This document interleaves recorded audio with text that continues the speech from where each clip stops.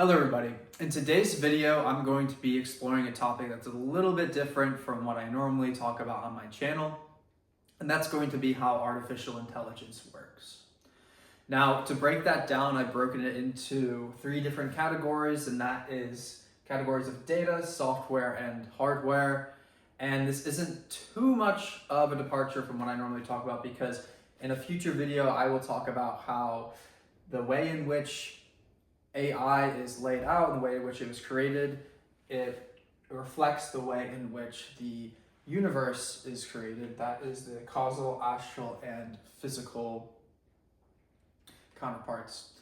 And the reason in which why this is, I'll explore in this video by using the concept of VR goggles, which this diagram is designed to be. Because ultimately, if the purpose of VR goggles is to create an artificial universe, well then how is that done? And at the end of the day, it seems like the people who were modeling this, perhaps they took a look at how the universe was made, this universe, in order to then create future new digital universes to say. Okay, so let's start. First, we'll start with the relationship here between the data and the hardware section. So the hardware is what collects and ultimately powers this data. We can't have any data without hardware. Ultimately, the data is stored in data centers and these massive data warehouses. Ultimately, this is representative of all the data, which is going to be a combination of all the data warehouses that are out there. And some of these data warehouses are linked, but of course, when you talk about data warehouses across borders and across different private companies, then not all of these data centers are going to be linked. Data centers can also be linked via satellite, so they don't actually have to physically have a link to them. But data is what has been the greatest, hottest commodity of the past 2 decades or so. And why is that? To understand that, we're going to quickly learn the history of artificial intelligence. And I'm going to tell you, it's not something that the concept is not new. This concept has been around for at least since the 1970s, 1980s.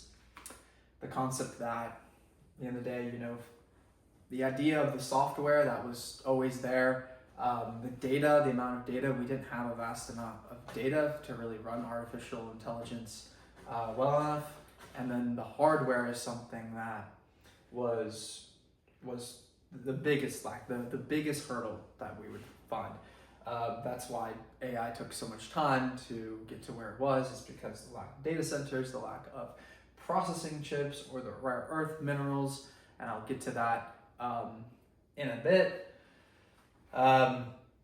But it was mainly that. It was mainly that the hardware and the data wasn't there. But the software is really mainly just like the idea, the concept of it, the idea that, okay, we know how to program things, but could we be able to, get a machine to learn for itself and to run for itself? So given a different situation, it can perform differently. And of course, artificial intelligence has always been around. It's been around in video games, and since the earliest games, you've been playing against a computer that they eventually got turned into artificial intelligence in the way that it could learn and compete against the player and learn as it was going. But again, we didn't have the true capabilities because hardware was not there, and hardware goes hand in hand with data. We didn't have ways to collect data that was meaningful.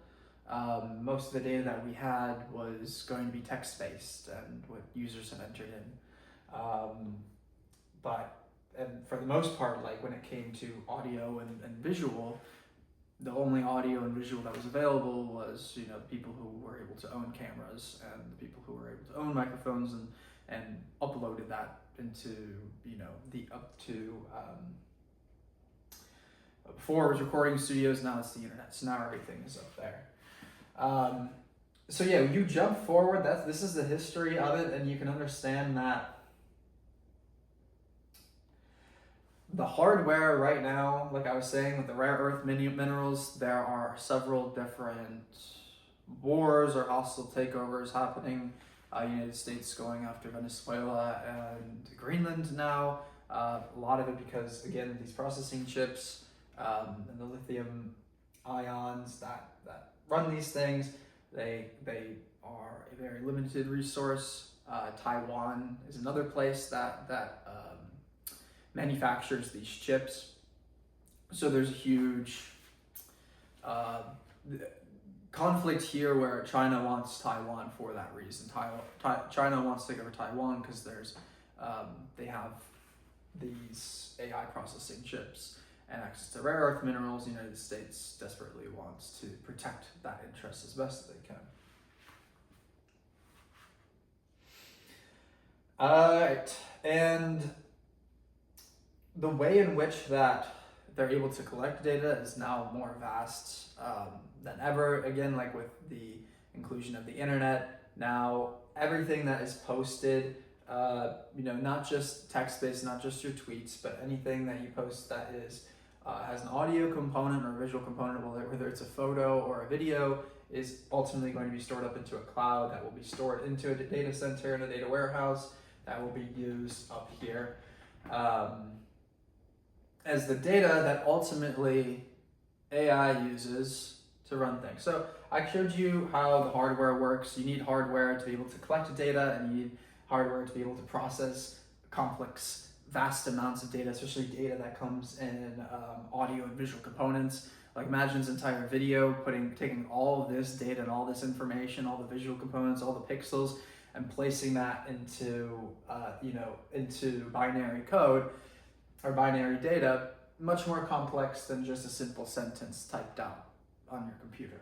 So that's why we needed increased processing chips, so we'd be able to take more useful data and not just have words. So big deal, you can generate stories using AI by just mixing words together. Internet also expanded upon that by now, by having something like ChatGPT access everything on the internet, everything that has been written before. It just expands the knowledge base and the overall data that it has to take from. Now, the reason why I saved software for last is, well, software is probably the most complex for someone to actually, this is the most complex part when it comes to artificial intelligence, is the actual programming and the machine learning. This is the people who get paid the big bucks for. But the thing is, the concept for the software, this is what is not new. The concept has been around for a while. The idea that, okay, we just want to run a program and we want the computer to be able to run the program many different times and be able to teach itself how to improve and be able to understand and know which data it needs to grab without a user telling it directly. So from interpreting whatever a user has inputted on the AI hardware, the software is going to be able to interpret that and say, okay, which data are we going to need to grab from, and what we're going to need to do with this data. The software is going to continuously go and run up and be doing that. And that's the thing. This whole concept is simple, but with a very small data set, what you can do with AI is very lame. Like, let's say they wanted to do AI face generation software, but they only had the photos of everybody who was in Hollywood, and because they were the only ones who accepted and agreed to that. Well, then you'd only get faces generated that look kind of like the Hollywood people, but it would also kind of not even look very human. The reason why we can generate things that look so human now is because of all the data we have from social media and seeing all of people's faces. Now you can, very easily generate faces because we have the whole spectrum. For the data here, you have now thousands of photos to choose from. So now when it's trying to create an image, it has a million different examples to choose from up here, a million different faces. And now when you say create a face, it's like, okay, it's gonna be a mix of all these images. So the greater the data set, the more accurate and more profound you're going to have as an output from whatever it is you're running. So I'm going to speak on the software now here too, because this is save the best for last as well. So I talked about the programming, but there also needs to be a purpose to it. What is the purpose that this machine, wisest machine running, for this case, right, it's going to be to generate a virtual world, because this is a VR headset. So I'll use this example. For the hardware, it's, at the end of the day, the hardware for this example is the VR headset itself.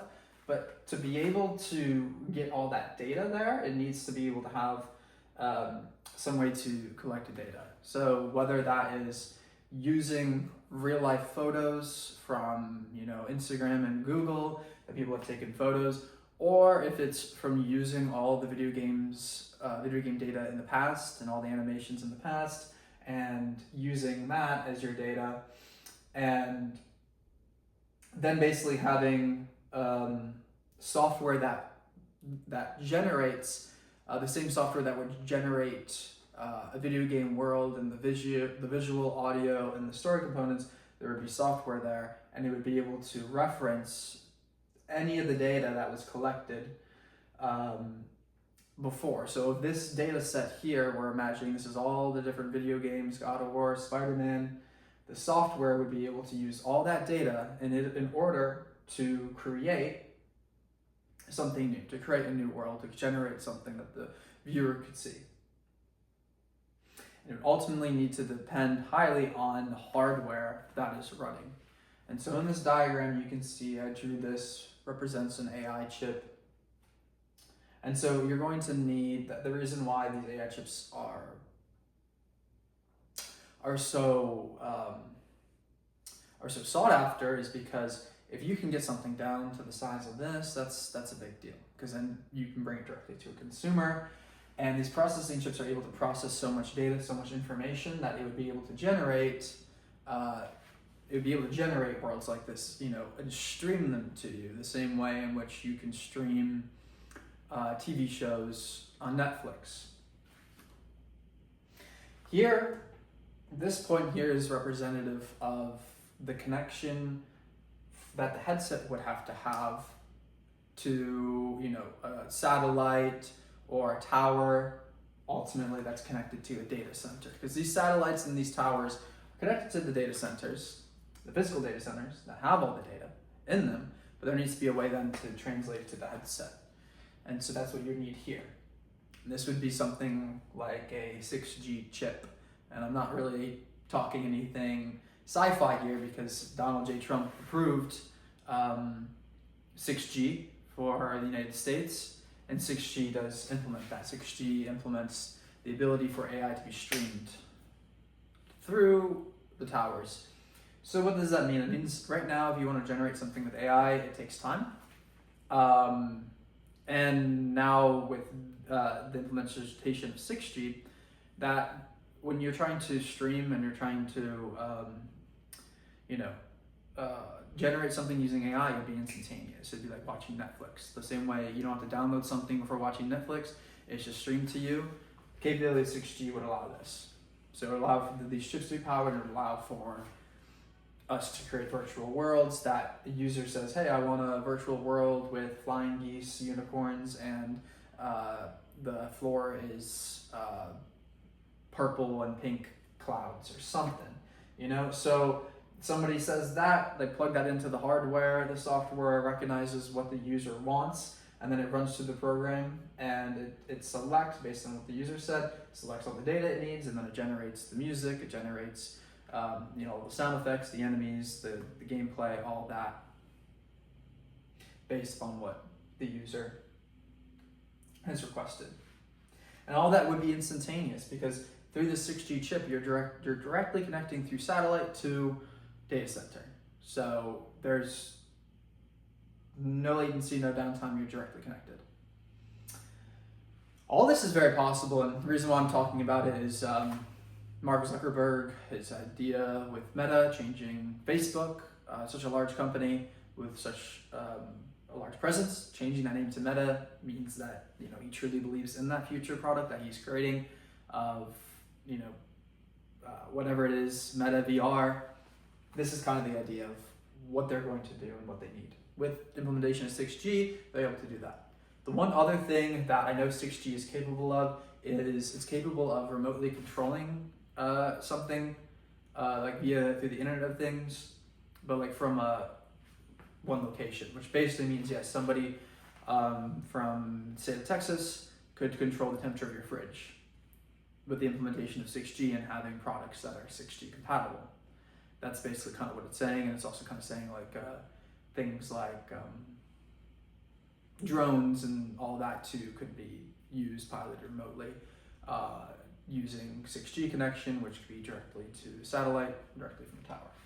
All right. Cool, so yeah, I had a fun time explaining all of this in today's video. And like I said, in my future videos, I'm going to be talking a little bit more about how this connects into the causal, astral, and physical plane.